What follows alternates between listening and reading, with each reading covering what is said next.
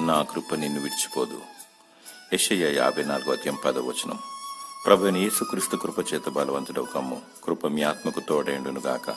సర్వకృప నీదేగు దేవుడు కొంచెము కాలము మీరు శ్రమపడిన పిమ్మట తానే మిమ్మల్ని పూర్ణులుగా చేసి స్థిరపరిచి బలపరచును. మన రక్షకుడని యేసుక్రీస్తు నుండి కృపయు కనికరమును సమాధానము నీకు కలుగును గాక. దేవుడు కృపగలవాడు, జాలిగలవాడు, దయగలవాడు. కృప వెంబడి కృపను అనుగ్రహించును. తన ఉచితమైన మహాకృపను బట్టి నీకు రక్షణ, నిరీక్షణ మరియు నీ శరీరమునకు స్వస్థత దయచేవాడు.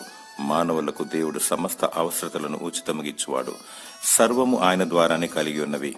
ప్రాణాత్మ దేహమునకు కావలసిన అక్కరలను మరియు పరలోక రాజ్యమును, పరలోక దీవెనలను దేవుడు నీకు అనుగ్రహించును. అడుగుడు ఇవ్వబడును. మొదట ఆయన నీతిని, రాజ్యమును వెదకాలి.